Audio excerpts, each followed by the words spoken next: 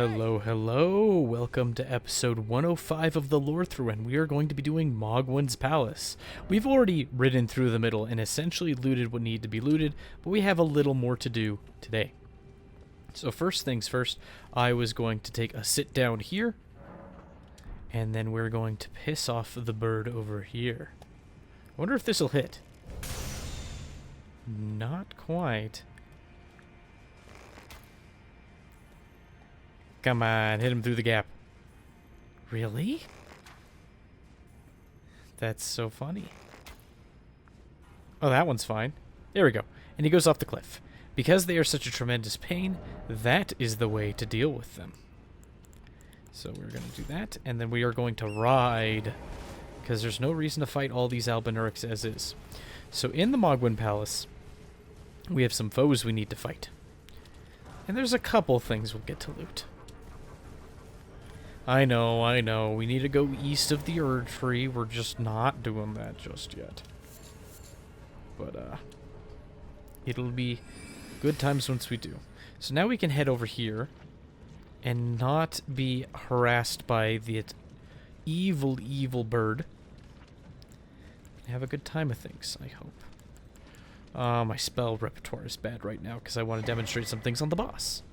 Alright, let's look at that cookbook. Number 24. Swarm pots, and roped fly pots. So, bleed pots, essentially. And I think you use excrement hidden in this area to do that. Some rot grease. I think we're going to get an invader here soon. I'm trying to keep my glint blades. I put them on way too early.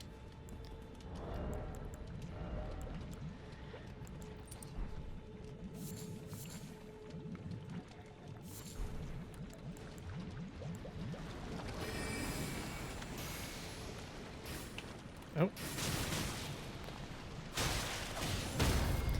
Goodbye, nameless white mask.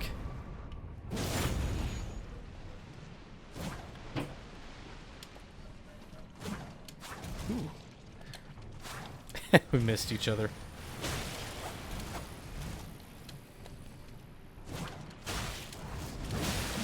Ooh. Very rude. If we get the trees in the way, the fly should be just about worthless. He does the Ash of War just to get parried. That Ash of War is not too bad to parry. You just kind of parry as soon as you hear the noise, the distinct startup it has. So there we get the white mask, and we get the rest of Varré's set from that specific white mask, but that's not the only one here. Now, I failed to kill these pooches earlier.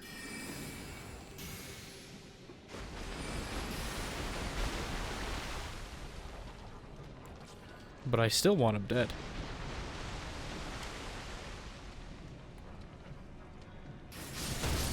Ooh, they killed that one. I wasn't expecting it. I thought I had my other weapon out. That's on me. Don't want to dally too much, though.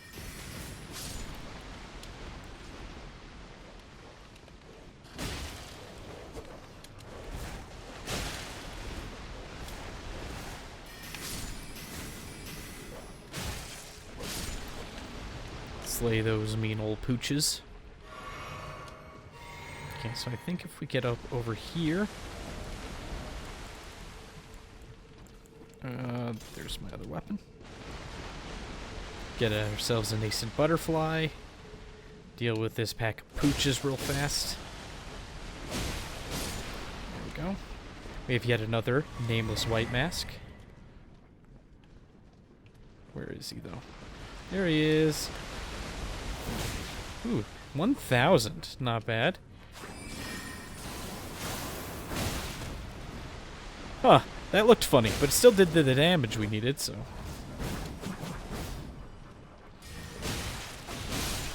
And the ice proc gets him. So it's yet another white mask to deal with.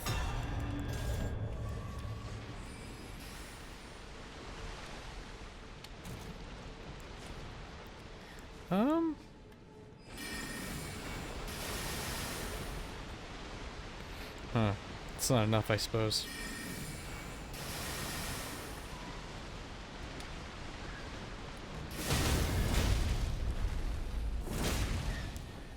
Oh, shucks.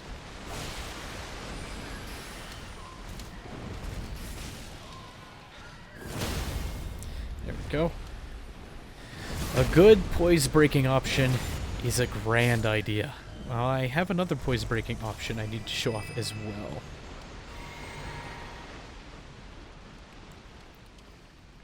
And horrible mongrel dogs to kill over here.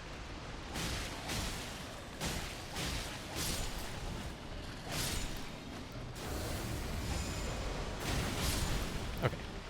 It's specifically that Nebula Ashivore that's wonderful for taking down the enemies I'm talking about. So that death bird, or that big old putrefied bird is gone. I think we have another white mask we can summon over here, though. We do want to take him out before we move onward. And there is something else worth looting. He's got to be in this area. Come on. There's 3 of them. My meta-knowledge told me.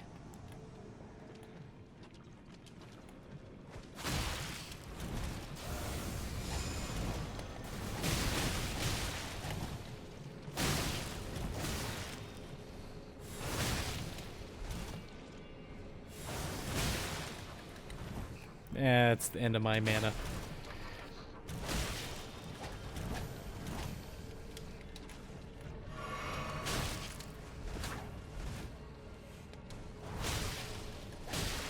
There we go. And he is dealt with.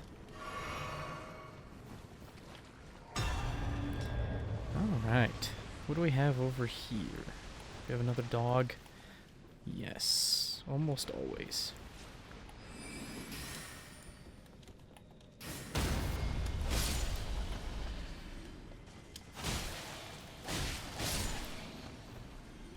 And there's another one over here. Gotta keep mashing that lock on even if you can't see an enemy. That opening heavy really gives you what you need for them. That's 4 Arteria Leaves. I'm in the wrong alcove. I have chosen the wrong alcove. Okay.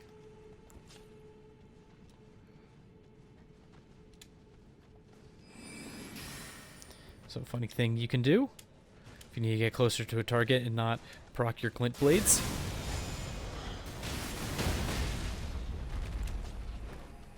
Oh, come on, give it to me. There we go.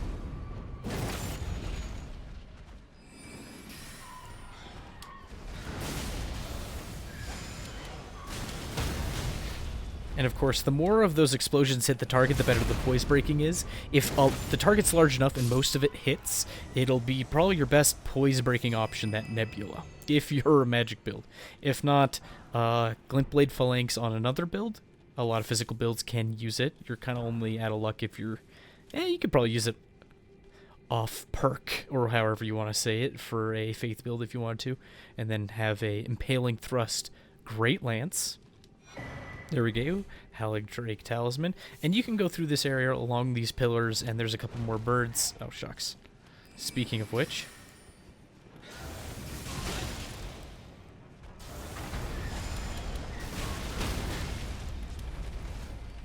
Oh, don't attack early.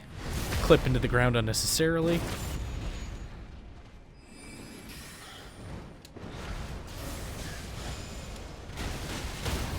Oh man, I love that thing. So very helpful. Kind of a big target only sort of thing. Yeah, they're not that easy to kill. I'm using a very specific setup to take care of them. Okay, now we can go to Mohgwyn Palace proper, because we've dealt with the white masks. Dynasty Mausoleum entrance. Let's get to it. Don't have a whole lot of time today, but I would like to finish this part. I feel like being Royal Greatsword Boy right now. So we'll do that. So, a lot of these horrible agitating corpses in the way. Absolutely no point behind them. They just kind of exist to bloody up. And there's, you're better off just running past them, but they're just here to waste your time. Oh. And that's why I have the staunching. Is really why I have the staunching bullets, or we would be bleeding already. But we have Blithe Sword, we can do him honor. And don't worry, if you were worrying, I do plan to show off incantations at some point. I might just make that a devoted episode where we go over what they look like along with some faith-style weapons. But I do plan to stay with a magic build for the most part. Just need to get I need to have the minimum stats for all them incantations and weapons and whatnot.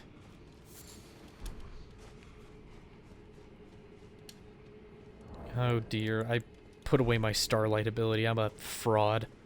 There we go. Some more Dynasty ruins. More intricate Dynasty ruins than we've seen in some time. Also out there, if you weren't paying attention, there was a bunch of, honestly, they look like headstones. And the headstones have on them, they have like deer and, oh, it looks like they have wolves or lions maybe. I think this one over here, they have some bulls or something, kind of implying a sort of more naturalist or naturalistic religion going on in the Dynasty. They probably had some sort of polytheism going on before the Dynasty prophets showed up and kind of revolutionized their way of thinking. Even up there, it looks like there's a little bit of the tree, so this might have been the very start of that monotheistic tree religion that would have been started by the prophet Dynasty and his tablet. We can summon friends here? Don't mind if we do. Oh yeah, the boys, the squad. Let's get to it.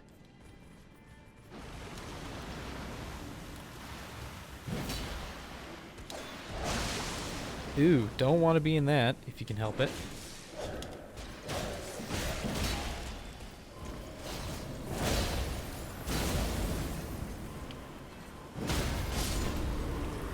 Good thing the boys were here. Oh, I don't think that's the end.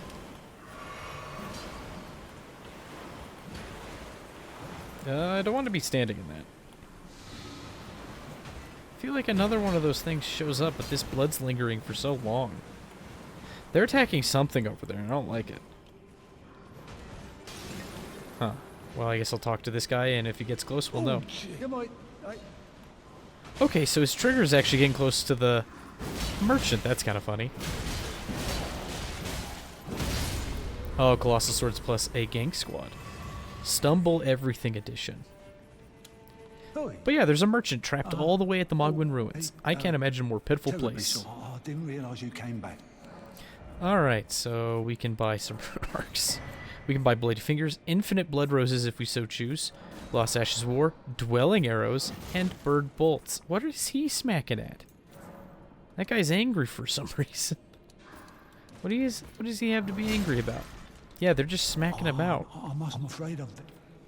Silly. Alright, let's keep moving forward. Alright, over here we have a Lord's Rune.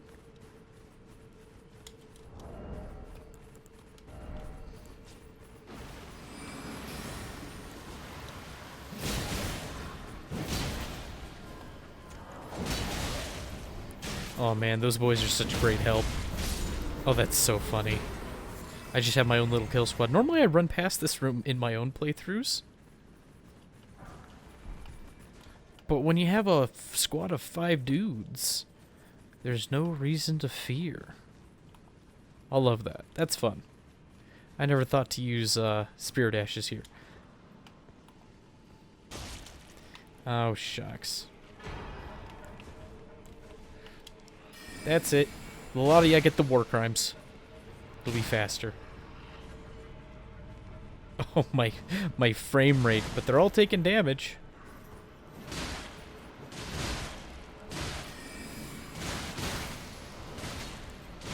Let's cast something like this. Didn't do as much as I would. Oh, that's so silly. This is starting to look like an MMO. This is a raid. This is a raid that's going on here.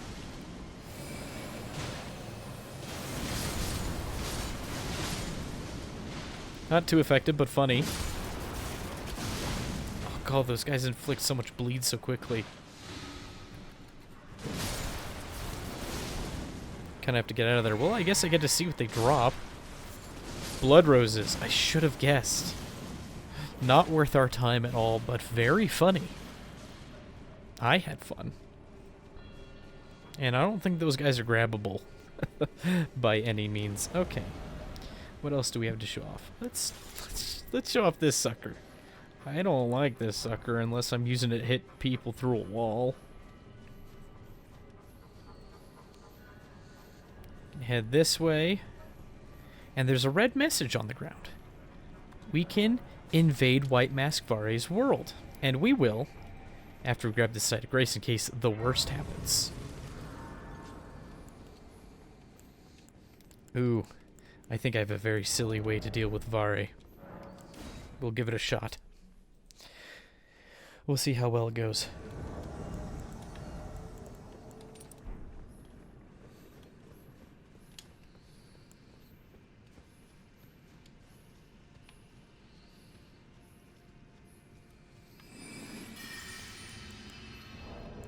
Where, oh where could Varré be?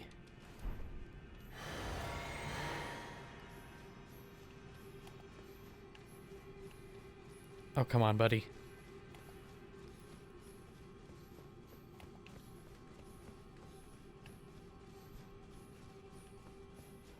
I wasted my physic. Oh, there he is. What is he doing? You seek violence, heedless of my warning, though you have been raised to a knight of the dynasty. I am pained to the very depths of my being. That thing has no hyper armor, but it still leaves explosions. This, my lambkin. Enjoy your miserable death.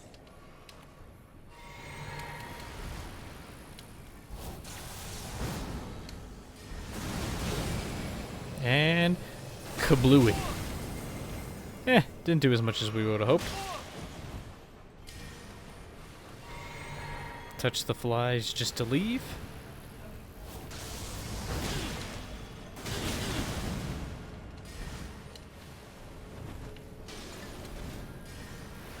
That flies move offers an awful lot of aggression.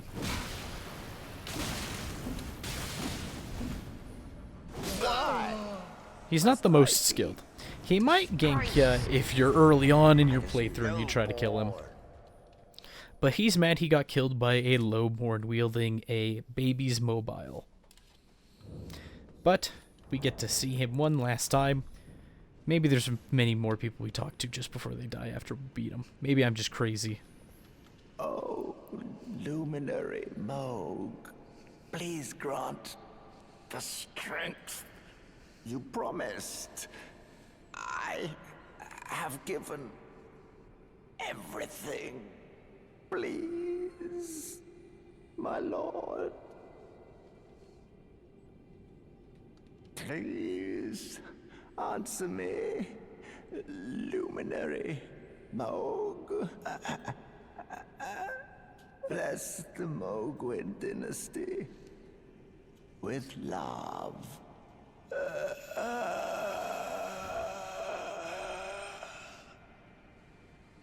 You know, both Tanith and Varré make a similar mistake. Hey, you there, known Godslayer, want to meet my god friend? Well, we haven't really met Tanith's god friend yet, but she keeps hinting at it. Alright, let's put away some items, but let's look at Varré's bouquet real fast. Alright, a steel mace resembling a charming bouquet of roses. Each petal has a sharpened edge, leaving the roses perpetually colored with blood. This weapon reflects White Mask Varré's manner of speech rather well, enticing in its splendor, but full of deadly consequence. And it has C-scaling arcane. It's not a very good weapon, it's very short range, it has the hammer attack pattern, and it's total physical damage, even if you were pure... If you build wholly around this weapon, it's just subpar. It's really lightweight. It's got that going for it. But, kind of sucks, unfortunately. It's not a weapon you have a whole lot of fun with. Now, you can meme around with it if you want to, of course, but it's a little tough to use. Okay, so we have some things to loot here. And we're going to see how well this goes over.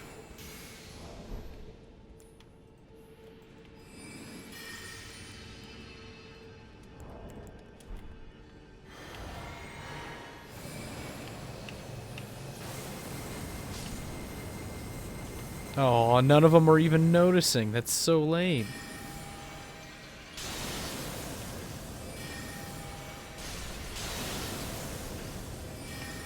Wow. They're not the most attentive fellows.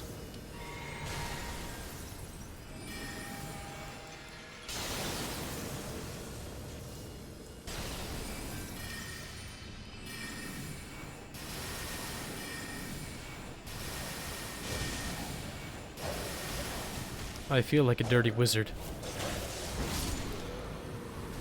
Maybe it's because I am. And here we have another Dynasty Prophet in front of a treasure chest. We do need to clear this area once to adequately get to this. And Somber Ancient Dragon Smithing Stone, which I don't think we have. We have one of now. Hey. We could get like 4 weapons to +9, 1 weapon to +10. And then if we had one more +8 stone, we could get a single weapon to +25 normally. Okay. But we're going to sit down at this site of grace. We are specifically putting in our wondrous physic, the purifying crystal tier, which purifies the Lord of Blood's curse in a mixed physic. So that'll be kind of neat. And that's supposed to help with the fight up ahead. So going in with just a smidge of the foreknowledge. But I digress. And I don't want to wield this anymore. I'm tempted to wield this. And I should have one of these bad boys on me. Yeah. It'll work. It'll do its job. I'm trying to think of what my battle plan is other than Don't Died. Kind of want to replace my crystal darts with the staunching boluses, just so I can hold down on the D-pad and get to those immediately. Because I'm bad at menuing to boluses. Okay. So, interesting sight we have up here. Very interesting sight. I wanted to use my telescope. But we have many more dynasts, for some reason, coursing with red. Almost like lava, like they're full of molten stuff. And there is a big ol' pelvic bone with what looks like a cotton ball, probably a cocoon, and a hand stretching up. And if we remember from the Lord of Blood's exaltation, which I don't have about it, Mohg wants his followers to slake the thirst of his consort's cocoon. Kinda weird, not gonna lie. Very weird. Okay, let's get to it. I don't think I want to drink my physic immediately because I need it for his secret strong ability.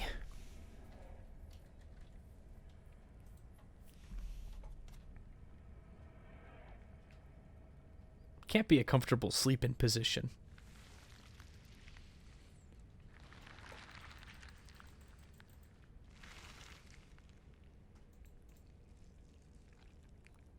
And of course, Lord of Blood's Palace. There's a ring on the finger, if you didn't notice. And it dribbles.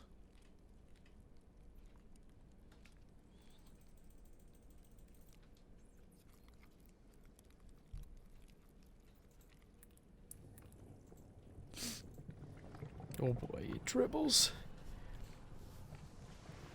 If you bleed a splatter on the floor and it starts to curdle and bubble on its own, please consult a doctor and or exorcist. It's for your well-being.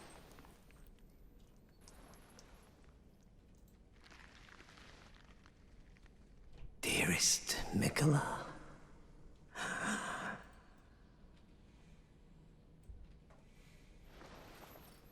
you must abide alone a while.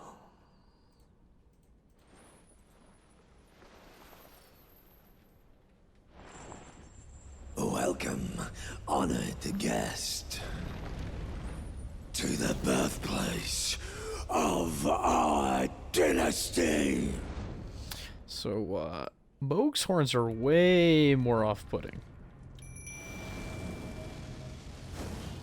You should have waited on that one, buddy.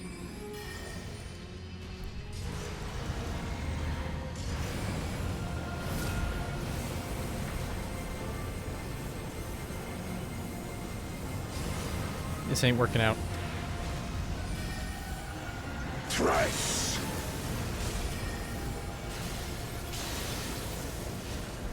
Duo! Unos!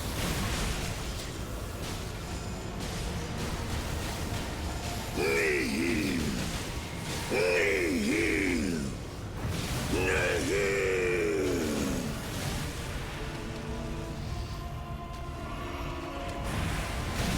Ooh. Hurts a little bit. It's okay. Tisha's here to save the day.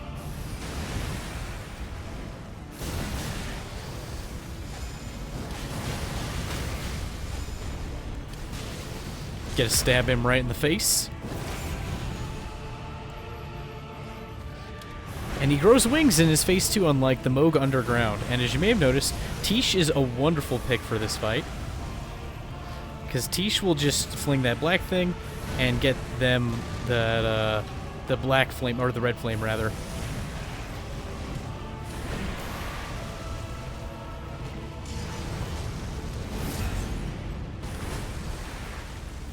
I'm kind of waiting for him to do a one of his abilities, but Tish went nuts. You can parry his blood flames when he throws them, and if he pulls blood flames from above him, you can also parry that at point blank because they're spells. His talons, don't try to parry that, you'll be sad. But yeah, a little trivial. He's not too bad. But if you come in prepared, most of the bosses aren't too bad. I, unfortunately, am now over-leveled because I wanted to show off more stuff, so that's on me. I'm sorry for those of you who enjoyed the struggle. But now we have Mohg's Great Rune and the Remembrance of the Lord of Blood, and we have a little time to talk about it. So let's look at that item while we're thinking about it. Alright, Remembrance of Mohg, Lord of Blood, hewn into the Erd Tree. The power of its namesake can be unlocked by the Finger Reader. Alternatively, it can be used to gain a great bounty of runes. Wishing to raise Miquella to full godhood, Mohg wished to become his consort, taking the role of monarch. But no matter how much of his bloody bedchamber he tried to share, he received no response from the young Empyrean. So something bad happened to Miquella. I don't think this was a part of Miquella's plans to try to help his sister with the Scarlet Rot.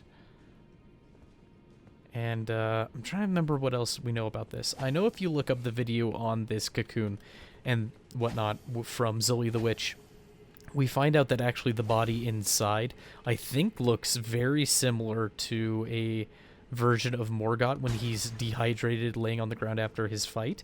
I think it might be a higher polygon version of the same model, though, meant intentionally for cutscenes. I could be wrong on that one, but I think I vaguely remember that. I don't have the know-how to break in there and pull and rip the model for you to stare at, but that's an option for you.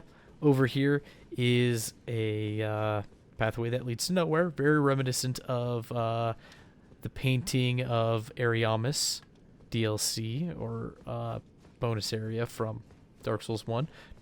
Don't jump off that, though. It doesn't lead back home. It's strange. We found Mohg.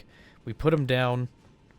And he seems to have Miquella, who is completely unresponsive. So that's kind of a 2-for-1 deal on the Lord of Blood and Miquella, which leaves Melania, because we already know where Ronnie is for the missing demigods. Let's go to the Table of Lost Grace and see if Gideon has anything to say about it. Actually, we can look at what we get from Enya for his boss soul.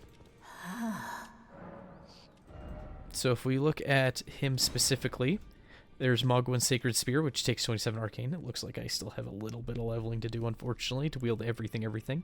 And Blood Boon, which is his Blood Fling, right? It's a Sacred Incantation of Mohg, Lord of Blood. The Mother of Truth craves wounds. When Mohg stood before her, a deep underground, his accursed blood erupted with fire, and he was besotted with the defilement he was born into. Weird. But you thrust an arm forward into the body of the formless mother, then scatter the blood flames to set the area ablaze. This incantation could be cast while motion. So it looks like Mohgwyn was wanting to start a new dynasty with Miquella, kind of adhering to the order of a god and a king consort. as well as change out who their deity is for the formless mother. Kinda interesting. Trident of Mohg, Lord of Blood, a sacred spear that will come to symbolize his dynasty. As well as serving as a weapon, it is an instrument of communion with an outer god who bestows power upon accursed blood. The Mother of Truth desires a wound. Raise the sacred spear and pierce the body of the formless mother. Stab up to 3 times, creating explosions of blood with each thrust. And even though it's an arcane weapon, it's also a strength weapon, and it does fire damage in addition to blood loss. So interesting that there's a tie-in between blood and flame. Lots of different flavors of flame in this game. Starting to notice. So that's stuff I also need to show off at some point, in addition to Morgoth's weapons. So we now know that 27 arcane's kind of the minimum, I think, to wield everything in the game. For at least arcane. Let's talk to Gideon real fast and then end the episode. So we can tell him about the Lord of Blood's cocoon. Ah, I see. So Mikola was with the Lord of Blood after all. That is some fine intelligence indeed. With it, the final clue has been brought into the light. One of the last few pieces the round table. I need to put everything together. As promised, allow me to impart to you the last of the secret rites, known only to me. Law of causality. Well, I wonder what comes next. If he continues his slumber within the cocoon, all would be well. But perhaps it would be safer to destroy it. Mikola is the one thing that remains a mystery to me. Okay, let's look at the law of causality. One of the incantations of the Golden Order fundamentalists magnifies a ring of causality within that allows the caster to automatically retaliate upon receiving a certain number of blows. So you cast this, and if you get hit enough, you explode. To just damage your enemy, I believe. So kind of an interesting thing. The fundamentalists describe the Golden Order through the power of regression and causality. Causality is the pull between meanings, that which links all things in a chain of relation. So causality and regression are related, and they are side by side in your menu of incantations. If we also want to, we can look at all these Dragon Flame incantations. So these are the ones from all of the dragons we could have killed across the game. Maybe we'll glance at them for a moment. Let's see. Superior Incantation of Dragon Communion channels the power of Grail, Elder Dragon, and Incantation of Legendary Status. Transforms caster into a dragon to emit a terrible roar, reducing the attack power and defense of nearby enemies. Grail was the mother of all dragons, dwarfing all who stood before her like a looming mountain. Dragon Maw isn't named after anyone in particular, lets you bite someone in front of you. Incantation of those who have hunted dragons and feast upon their hearts. Theirs is a pure and overwhelming power. Dragon Claw. Pure and overwhelming power again. Dragon Ice. Perpetuate. I think this ice is technically magic damage, so if I wanted to do a little bit of crossover, this is an incantation I could use. Let's see. Transform caster into a dragon to spew scarlet rot breath from above. Charging extends duration. This incantation can be cast while jumping. Exykes, the dragon communion revenger, did not forget his hatred even as he succumbed to the scarlet rot. Let's see. Those extraordinary individuals who perpetuate dragon communion are called the dragon-hearted. Smarag was a devourer of sorcerers, and over time his body became corrupted by their glintstones. Those who have performed Dragon Communion will find their humanity slowly slipping away. Once they fully succumb to their fate, they are left no more than worms that crawl the earth. The dead that gaze at the skies over the lake of Limgrave, praying that the dragon's flames would burn them to ash. Kind of want to put together a flame build that uses this, but Dragon Breath attacks are kind of cheating. Anyways. Okay. I think that's it. I don't think anyone has anything else to say that I know of. Oh. Rajir's gone. Get his bell bearing and his set. That's another thing to read. Apologize, dear viewer. Oh, and white mask set. Goodness, what's wrong with me? Bloodstained, faintly grinning white mask worn by war surgeons who were effectively mercy killers. The Lord of Blood's curse enlivens the wearer when bloodletting occurs. Slightly raises attack power when there is blood loss nearby. I think in PvE, this will raise your attack damage by 10% for 20 seconds if either you or something else bleeds near you. Of the surgeons that were abducted by the Lord of Blood, none were able to tame the accursed blood. None but Varré, that is, though he was an exception.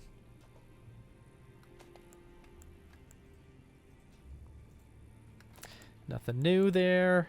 Nothing new there. Alright. Roger's hat, then.